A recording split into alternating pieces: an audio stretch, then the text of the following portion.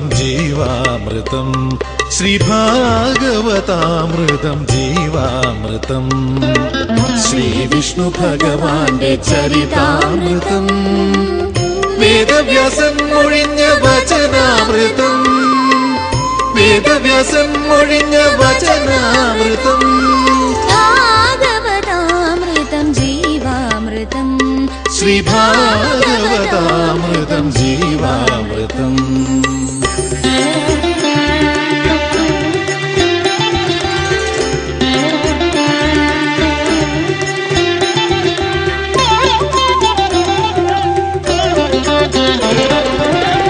നാരായണ നമ നാരായണ ഹരി നാമം പരബ്രഹ്മജ്ഞാനാമൃതം നാരായണ നമ നാരായണ ഹരി നാമം പരബ്രഹ്മജ്ഞാനാമൃതം ഹരിനാമ സങ്കീർത്തനം പാടി ലോകത്തിൽ ഹരിയുടെ കരുണ കഥ പറയാം വൈഷ്ണവ വൈഭവ കഥ പറയാം ശ്രീകൃഷ്ണ കൃപാവര കഥ പറയാം വൈഷ്ണവ വൈഭവ കഥ പറയാം ശ്രീകൃഷ്ണ കൃപാവര കഥ പറയാം ഭാഗവതാമൃതം ജീവാമൃതം ശ്രീ ഭാഗവതാമൃതം ജീവാമൃതം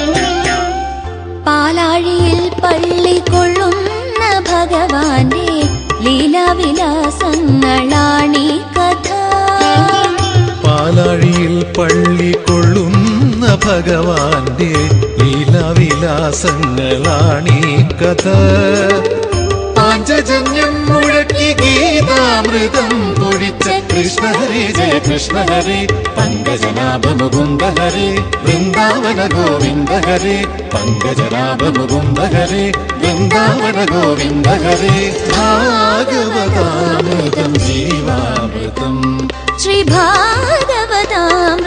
ജീവാമൃതം ശ്രീവിഷ്ണു ഭഗവാന്റെ ചരിതാമൃതം വേദവ്യാസൻ മൊഴിഞ്ഞ വചനാമൃതം ഭാഗവതാമൃതം ജീവാമൃതം വേദസാരാമൃതം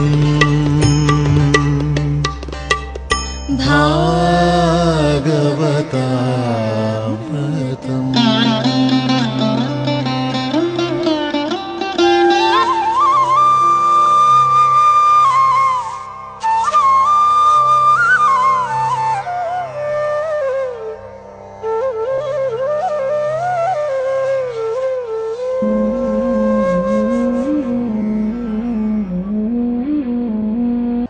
നാരായണ നാരായണ നാരായണ നാരായണ നാരായണ നാരായണ നാരായണ നാരായണ നാരായണ നാരായണ നാരായണ നാരായണ നാരായണ നാരായണ നാരായണ.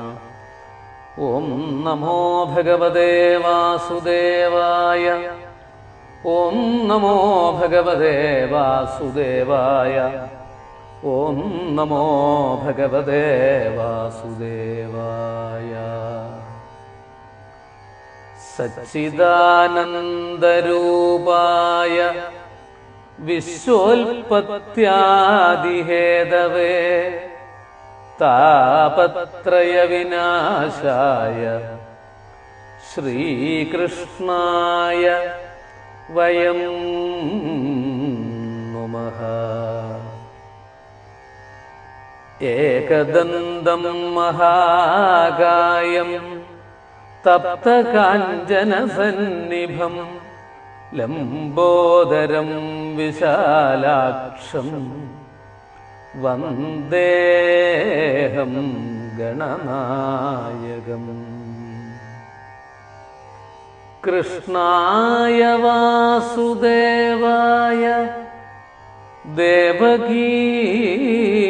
ദേവകീനന്ദനായ ച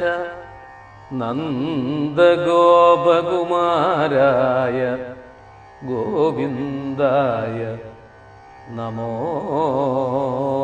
നമഃ. നിഗമകൽപതരോർഗളിതം ഫലം സുഗമുഖാത് അമൃതദ്രവ സംയുതം പിബത ഭാഗവതം രസമാലയം മുഹുരഹോ രസികാ ഭുവി ഭാവുകാഃ. ഏവം ദുർലഭ്യവസ്തുന്യപി സുലഭതയാ ഹസ്തലബ്ധേ യദന്യൽ തന്വാ വാചാ ധിയാ വാ ഭജതി ബദജന ക്ഷുദ്രദൈവ സ്ഫുടേയം. ഏതേതാവദ്വയന്തു സ്ഥിരതരമനസാ വിശ്വപീഡാപഹത്യൈഃ നിശേഷാത്മാനമേനം ഗുരുപവനപുരാധീശം ഏവ ആശ്രയാമ. ഹരേ രാമ ഹരേ രാമ രാമ രാമ ഹരേ ഹരേ ഹരേ കൃഷ്ണ കൃഷ്ണ കൃഷ്ണ ഹരേ ഹരേ. ഹരേ രാമ രാമ രാമ രാമ ഹരേ ഹരേ ഹരേ കൃഷ്ണ കൃഷ്ണ കൃഷ്ണ കൃഷ്ണ ഹരേ ഹരേ. നാരായണ നാരായണ നാരായണ നാരായണ നാരായണ നാരായണ കൃഷ്ണ ഗോവിന്ദ. കല്ലു വേണോ നീല നിറം കോലും നല്ല കല്ലു വേണോ മല്ല വൈരിപ്പേരോലുന്ന കല്ലു വേണമോ. നാരായണ നാരായണ നാരായണ നാരായണ നാരായണ നാരായണ കൃഷ്ണ ഗോവിന്ദ.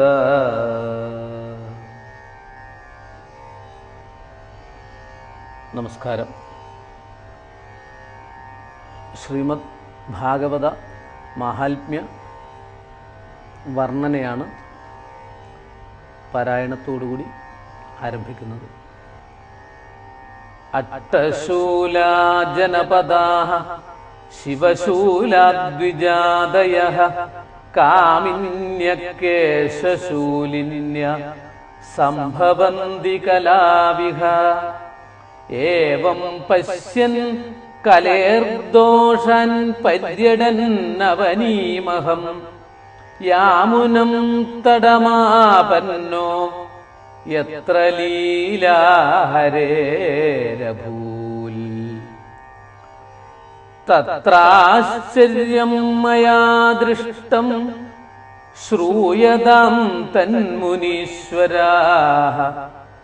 ഏകാ തു തരുണീ തത്ര നിഷണ്ണാ ഖിന്നമാനസാ. വൃദ്ധൗ ദ്വൗ പതിതൗ പാർശ്വേ നിശ്വസന്താവചേതനൗ ശുശ്രൂഷന്തി പ്രബോധന്തി രുദതി ച തയോഃ പുരാ. ദശദിക്ഷു നിരീക്ഷന്തി രക്ഷിതാരം നിജം വപു. വിദ്യമാനാ ശതസ്ത്രീഭിഃ ബുദ്ധ്യമാനാ മുഹുർമുഹു. ദൃഷ്ട്വാ ദൂരൽഗതസോഹം കൗതുകേന തദന്തികം മാം ദൃഷ്ട്വാ ചോത്ഥിതാ ബാല വിഹ്വലാചാബ്രവീദ്വജഃ ബാലോ വാച ഭോ ഭോ സാധോക്ഷണം തിഷ്ഠ മച്ഛിന്താമപി നാശയ ദർശനം തവ ലോകസ്യ സർവഥാഘഹരം പരം ബഹുധാ തവ വാക്യേന ദുഃഖശാന്തിർഭവിഷ്യതി യഥാ ഭാഗ്യം ഭവേൽ ഭൂരി ഭവതോ ദർശനം തദാ യഥാ ഭാഗ്യം ഭവേൽ ഭൂരി ഭവതോ ദർശനം തദാ. ശ്രീമൽ ഭാഗവത മാഹാത്മ്യമാണ് കുറേ ദിവസങ്ങളോളം ഭാഗവതത്തിൽ ഭാഗവതാമൃതത്തിലൂടെ അനുസ്മരിക്കുന്നത്. അനേക ദിവസങ്ങൾ കൊണ്ടേ ഭാഗവത മഹാത്മ്യം പറഞ്ഞു തീർക്കാൻ സാധിക്കുകയുള്ളൂ. കാരണം 18,000 ഗ്രന്ഥങ്ങളുള്ള ഭാഗവതത്തിൻ്റെ മഹത്വം മാഹാത്മ്യം പത്മപുരാണത്തിൽ വിവരിച്ചതാണ് നമ്മൾ അനുസ്മരിക്കുന്ന മഹാത്മ്യം. അങ്ങനെയുള്ള ഭാഗവതത്തിൻ്റെ ഏറ്റവും പ്രധാനപ്പെട്ട മഹാത്മ്യം ആദ്യമായിട്ട് പറഞ്ഞത് സർവദോഷങ്ങളെയും നശിപ്പിക്കുന്നതും സർവസിദ്ധികളും കഴിവുകളും നേടാൻ പ്രാപ്തമാക്കുന്നതുമാണ് ശ്രീമദ് ഭാഗവതം. വേദത്തിൻ്റെ സാരമാണ്. വേദാധ്യയനം, വേദപാരായണം, വേദശ്രവണം ഇതൊക്കെ തന്നെ കലിയുഗത്തിൽ വേണ്ടതുപോലെ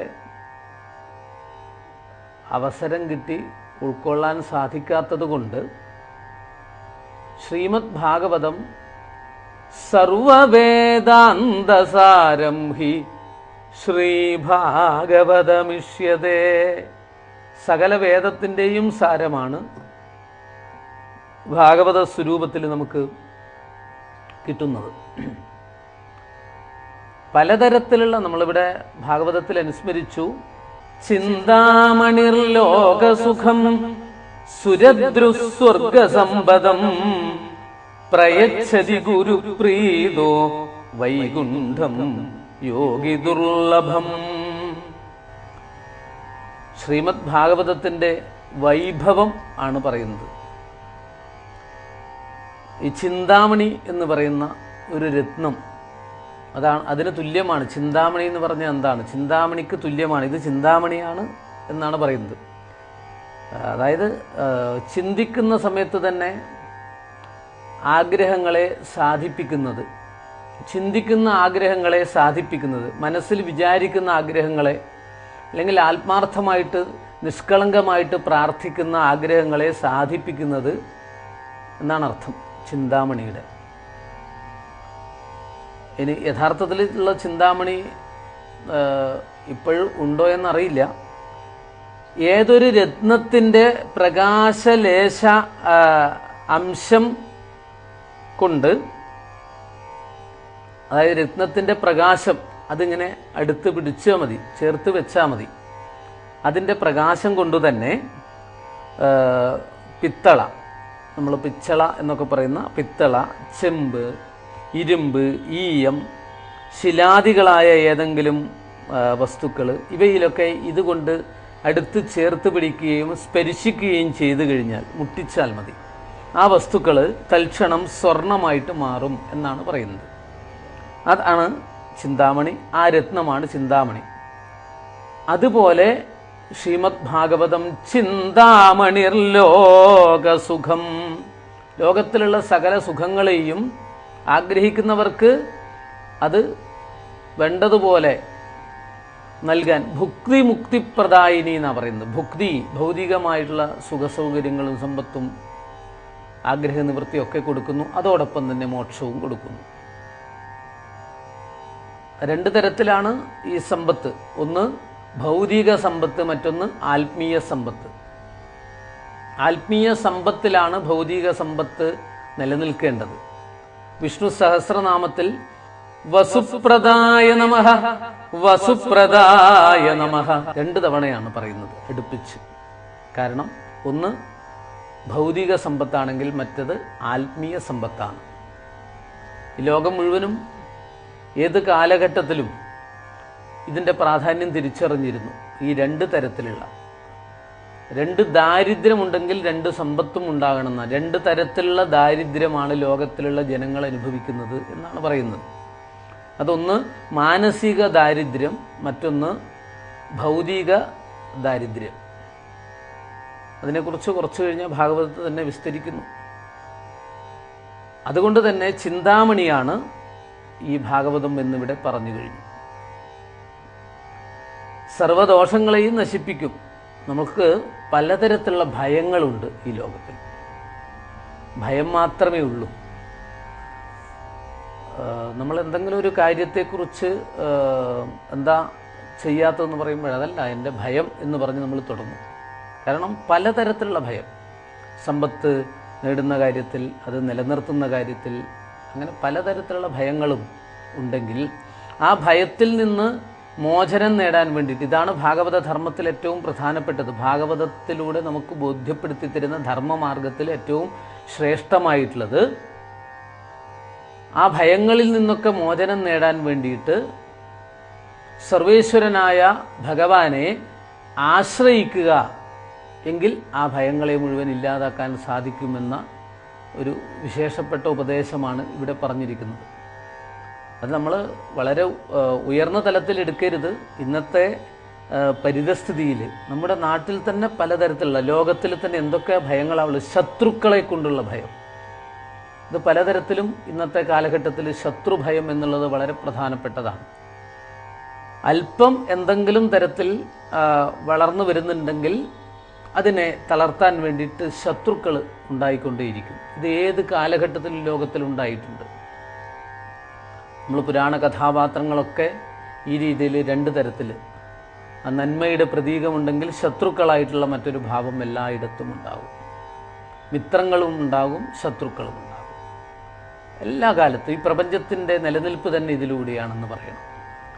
അങ്ങനെ ലോകത്തിലുള്ള പ്രധാനപ്പെട്ട ഒരു ഭയം ഉണ്ടാക്കുന്നത് ശത്രുഭയമാണെങ്കിൽ ആ ശത്രു ഭയത്തിൽ നിന്ന് മോചനം നേടാൻ ആളുകൾ ഇന്ന് പലതരത്തിലുള്ള പ്രാർത്ഥനകളും ചെയ്യുന്നവരാണ്. പിന്നീട് രാജാക്കന്മാരെ കൊണ്ട്, ഭരണാധികാരികളെ കൊണ്ട്, ഇന്ന് രാജാക്കന്മാർ അല്ലെങ്കിൽ ഭരണാധികാരികളെ കൊണ്ടുള്ള പലതരത്തിലുള്ള ഭയങ്ങൾ എപ്പോഴും മനുഷ്യൻ അനുഭവിച്ചുകൊണ്ടിരിക്കുന്നു. പിന്നെ ചില ഛിദ്രശക്തികളായിട്ട് നമ്മൾ പറയുന്ന ഭൂതപ്രേത പിശാചുക്കൾ തുടങ്ങിയിട്ടുള്ളതായ ഊർജത്തിൽ നിന്ന്, ഋണ ഊർജത്തിൽ നിന്ന്, നെഗറ്റീവ് എനർജിയിൽ നിന്നുണ്ടാവുന്ന ഭയം, പിന്നെ അത്തരത്തിലുള്ള അണുക്കളിൽ നിന്ന്, മറ്റുള്ള രോഗാണുക്കളിൽ നിന്ന്, മറ്റുള്ള ക്ഷുദ്രജീവികളുടെ ബാധ, അതായത് കടിയേൽക്കുക, ഉള്ളിലേക്ക് ബാധിക്കുക, അതാണ് ഈ ബാധ എന്ന് പറയുന്നത്. ആ രോഗാണുക്കളൊക്കെ ഉള്ളിലേക്ക് വരിക, അതിൻ്റെ ഫലമായിട്ടുണ്ടാകുന്ന പലതരത്തിലുള്ള രോഗാദികൾ, അതൊക്കെ ബാധകളാണ്. ആ രോഗാദികൾ, ഇതിൽ നിന്നൊക്കെ ഇങ്ങനെ ഏതെങ്കിലും തരത്തിലുള്ള ഭയങ്ങളെല്ലാം ഉണ്ടെങ്കിൽ ആ ഭയങ്ങളെയൊക്കെ നശിപ്പിക്കുന്നതാണ് യഥാർത്ഥ ഈശ്വര കഥകൾ എന്നാണ് പറഞ്ഞിരിക്കുന്നത്. ഈശ്വര കഥകളുടെ മഹത്വം അതാണ്. കഥകളിലൂടെ, കഥാശ്രവണത്തിലൂടെ, അത്തരം കഥകൾ പാരായണം ചെയ്യുന്നതിലൂടെ ഈശ്വരനിൽ ഭക്തി ഉണ്ടാകുന്ന സമയത്ത് ആ ഭക്തിയുടെ പ്രവർത്തനത്തിൻ്റെ ഫലമായിട്ട് മെല്ലെ മെല്ലെ ഇത്തരത്തിലുള്ള സകല ദോഷങ്ങളെയും നശിപ്പിക്കുമെന്ന്. അതുകൊണ്ട് തന്നെ അങ്ങനെ നശിച്ചു കഴിഞ്ഞാൽ എന്താണ്? നമ്മുടെ മനസ്സിന് ശുദ്ധി ഉണ്ടാകുന്നു. മനഃശുദ്ധിക്ക് ഇതിനേക്കാൾ നല്ല മറ്റൊരു വഴി വേറെയില്ല. ഇതാദ്യമേ തന്നെ പറഞ്ഞു കഴിഞ്ഞു. പുണ്യം സമ്പാദിച്ചാൽ മാത്രമേ, അത് ഈ ജന്മത്തിലെ പുണ്യമല്ല കേട്ടോ, മുൻ ജന്മത്തിലുള്ള പുണ്യം, അതിൻ്റെ ഫലമായിട്ടാണ് ഇത്തരം കാര്യങ്ങളൊക്കെ കേൾക്കാൻ സാധിക്കുന്നത്. ഭാഗവതമൊക്കെ കേൾക്കണമെങ്കിൽ ജന്മാന്തരേ ഭവേൽ പുണ്യം തദാ ഭാഗവതം ലഭേൽ. ജന്മാന്തരത്തിലുള്ള പുണ്യം സമ്പാദിക്കുന്നവർക്ക് മാത്രമേ ഭാഗവതത്തെ വേണ്ടതുപോലെ കേൾക്കാൻ സാധിക്കുള്ളൂ എന്നാണ് പറഞ്ഞിരിക്കുന്നത്. ജന്മാന്തര സുഹൃതം ഉണ്ടാവണം ഭാഗവതം കേൾക്കണമെങ്കിൽ. മറ്റൊരർത്ഥത്തിൽ ജന്മാന്തരേ കൃതം പുണ്യം, മറ്റ് ജന്മത്തിൽ ചെയ്ത പുണ്യത്തിൻ്റെ ഫലമായിട്ട് ഇവിടെ നമുക്കിതാ ഭാഗവതത്തെ ആസ്വദിക്കാൻ സാധിക്കുന്നു. നമ്മൾ ഭാഗവതത്തിലെ ആദ്യത്തെ മഹാത്മ്യം പരീക്ഷിത്ത് മഹാരാജാവ്, ആ പരീക്ഷിത്ത് മഹാരാജാവിന് ഋഷീശ്വരന്മാരുടെ ശാപമേറ്റു. എല്ലാം ഉപേക്ഷിച്ച് ഗംഗാനദിയുടെ തീരത്ത് ചെന്ന് കിഴക്കോട്ട് ഒഴുകുന്ന ഗംഗയുടെ തെക്കേക്കരയിൽ അങ്ങനെ വടക്കോട്ട് മുഖമായിട്ട് അവിടെ ഇരിക്കുന്ന സമയത്താണ് സാക്ഷാൽ വേദവ്യാസന്റെ പുത്രനായിട്ടുള്ള വ്യാസപുത്രനായിട്ടുള്ള ശുഗബ്രഹ്മഋഷി, ശ്രീശുഗബ്രഹ്മഋഷി അവിടെ എത്തിച്ചേർന്നു. എല്ലാ ഋഷീശ്വരന്മാരും വന്ദിച്ചു. പരീക്ഷിത്ത് ശിരസ്സുകൊണ്ട് വന്ദിച്ചു. അങ്ങനെ നമസ്കരിച്ചു. ഈ നമസ്കരിച്ച സന്ദർഭത്തിലാണ് 7-ാം ദിവസം തക്ഷകൻ കടിച്ചു മരിക്കാൻ ഇടവരട്ടെ എന്നുള്ള ശാപമാണ് ഏറ്റിട്ടുള്ളത്. അതുകൊണ്ട് ഇവിടെ വന്നിരിക്കുന്ന സന്യാസിമാർ, യോഗീശ്വരന്മാർ, ഋഷീശ്വരന്മാർ എല്ലാവരും എനിക്ക് വിഷ്ണുവിൻ്റെ കഥകൾ, നാമങ്ങൾ കൊണ്ട് എൻ്റെ മരണദുഃഖത്തെ ഇല്ലാതാക്കണമെന്ന് പരീക്ഷിത്ത് പറഞ്ഞ സമയത്ത് പരീക്ഷത്തിനോട് പറഞ്ഞു, ശുഗബ്രഹ്മഋഷി പറഞ്ഞു, താങ്കൾ ഒന്നുകൊണ്ടും പരിഭ്രമിക്കേണ്ടതില്ല. ഈ മരണ ഭയത്തിൽ നിന്ന് ഞാൻ മോചിപ്പിക്കും. അതിനായിക്കൊണ്ട് ഞാൻ അങ്ങേക്ക് ഭാഗവതം ഉപദേശിച്ചു തരികയാണ്, ശ്രീമദ് ഭാഗവതം ഉപദേശിച്ചു തരികയാണെന്ന് പറഞ്ഞു. അങ്ങനെ ഭാഗവതം ഉപദേശിക്കാനായിട്ട് ഇതാ ഇരുന്നോളൂ, പത്മാസനത്തിൽ ഇരുന്നോളൂ, പ്രണവം ജപിച്ചോളൂ, ഞാൻ തുടങ്ങാമെന്ന് പറഞ്ഞുകൊണ്ട് ശുഗബ്രഹ്മഋഷി ഭാഗവതം ഉപദേശിക്കാൻ ഇങ്ങനെ തയ്യാറായിട്ട് നിൽക്കുന്ന സമയത്താണ് ദേവന്മാരൊക്കെ കൂടിയിട്ട് ഈ ഗംഗാതീരത്ത് ഈ സഭയിലേക്ക്, അതായത് ഈ പരീക്ഷിത്ത് ഋഷീശ്വരന്മാർ, ശുഗബ്രഹ്മഋഷിയൊക്കെ ഇരിക്കുന്ന സഭയിലേക്ക് എത്തിച്ചേരുന്നത്. ഇവിടെ ഈ ദേവന്മാർ സാധാരണ യാഗത്തിലൂടെ യജ്ഞത്തിലൂടെയൊക്കെ വിളിച്ചാലാണ് വരിക. അതുകൊണ്ടാണ് യാഗങ്ങളും യജ്ഞങ്ങളും ഹോമങ്ങളൊക്കെ ചെയ്ത് പൂജാതി കർമ്മങ്ങളൊക്കെ ചെയ്ത് അവിടുത്തെ സാന്നിധ്യം ഉണ്ടാവണേ എന്ന് പ്രാർത്ഥിച്ചുകൊണ്ട് ദേവീ ദേവന്മാരെയൊക്കെ വിളിച്ചു വരുത്തും. എന്തിനാണെന്ന് വെച്ചാൽ നമുക്ക് അവിടുത്തെ സാന്നിധ്യം കൊണ്ട് ആ സ്ഥലം അല്ലെങ്കിൽ നമ്മൾ പ്രാർത്ഥിക്കുന്ന പ്രാർത്ഥന ഒക്കെ സഫലീകരിക്കാൻ വേണ്ടിയിട്ട് ദേവന്മാരുടെ സാന്നിധ്യം കൊണ്ട്. ഇതാണ് നമ്മുടെ സങ്കല്പം. ഇങ്ങനെയാണ് ചെയ്യുന്നത്. പക്ഷെ ഇവിടെ ഭാഗവതം ഉപദേശിക്കാൻ തുടങ്ങുന്ന സമയത്ത് ഋഷീശ്വരന്മാരുടെ മുന്നിലേക്ക് ദേവന്മാരൊക്കെ കൂടി വന്നു. കയ്യിൽ അമൃത കുംഭവുമായിട്ട്. ദേവന്മാർക്കുള്ള വിശേഷപ്പെട്ട വസ്തുവാണ് അമൃത്. അങ്ങനെയാണ് ദേവന്മാർ അമരന്മാരായി തീരുന്നത്. അവിടെ വെച്ച് പറഞ്ഞു, ഈ പരീക്ഷത്തിനെ മരണത്തിൽ നിന്ന് രക്ഷിക്കുകയല്ലേ വേണ്ടതുള്ളൂ. പരീക്ഷത്തിനെ മരണത്തിൽ നിന്ന് രക്ഷിക്കാനായിക്കൊണ്ട് ഞങ്ങളിതാ ഈ അമൃത് കൊണ്ടുവന്നിട്ടുണ്ട്. ഇത് പരീക്ഷത്തിന് ഇത്തിരി കൊടുക്കുക. ഒരു ഒരു ഒരു ചെറിയൊരു സ്പൂണ് പോലെ ഒരു പാത്രത്തിലാക്കി ഇത്തിരി കൊടുക്കുക, അത്രേ വേണ്ടതുള്ളൂ. മരുന്ന് പോലെ കൊടുത്താൽ ഇദ്ദേഹത്തിന് മരണം പിന്നെ ഉണ്ടാവില്ല. ഈ മരണത്തിൽ നിന്ന് രക്ഷപ്പെടാൻ മരണഭയമില്ല. ഇദ്ദേഹം അമരനാകും.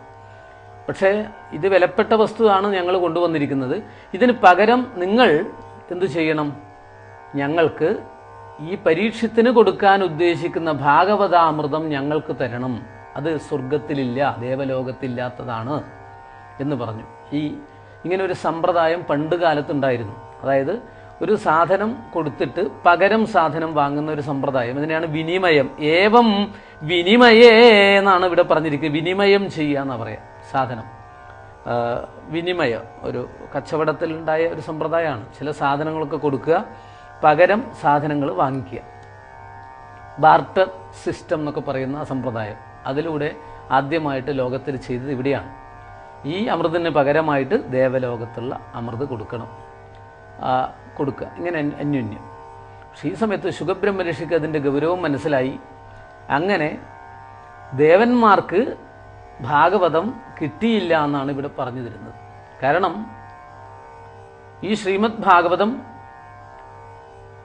ദേവന്മാർക്ക് കൊടുക്കാൻ പറ്റുന്നതല്ല. ഇവിടെ ഭൂമിയിലുള്ള ഈ മരണപ്രായത്തിലെത്തിയിരിക്കുന്നവർക്ക് അല്ലെങ്കിൽ അനുദിനം മരിക്കുന്ന മനുഷ്യനെ അമരത്വത്തിലേക്ക് എത്തിക്കാനുള്ളതാണ് മൃത്യോർ മാ അമൃതംഗമയ എന്ന സങ്കല്പത്തിലൂടെ മരണഭയത്തെ ഇല്ലാതാക്കാനുള്ളതാണ് ശ്രീമദ് ഭാഗവതം. മരണത്തെയല്ല, മരണഭയത്തെ തന്നെ ഇല്ലാതാക്കാനുള്ളതാണ്.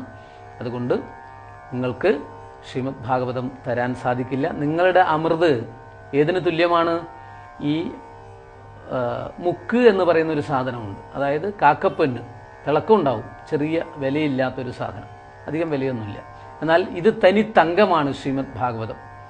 ക്വ സുധാ ക്വ കഥാലോകേ ക്വ കാജ ക്വ മണിർമഹൻ ബ്രഹ്മരാതോ വിചാര്യൈവം തദാ ദേവാഞ്ജഹാസഹ.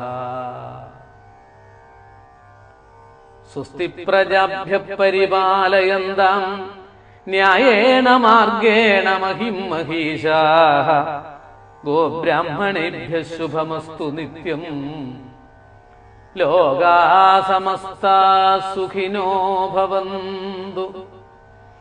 കായേന വാചാ മനസേന്ദ്രിയൈർവാ ബുദ്ധ്യാത്മനാ വാ പ്രകൃതേ സ്വഭാവാൽ കരോമി യദ്യൽ സകലം പരസ്മൈ നാരായണായേതി സമർപ്പയാമി. ഹരേ രാമ രാമ രാമ ഹരേ ഹരേ, ഹരേ കൃഷ്ണ കൃഷ്ണ കൃഷ്ണ ഹരേ ഹരേ, ഹരേ രാമ രാമ രാമ ഹരേ ഹരേ, ഹരേ കൃഷ്ണ കൃഷ്ണ കൃഷ്ണ ഹരേ ഹരേ. എല്ലാവർക്കും നമസ്കാരം. ഭാഗവതാമൃതം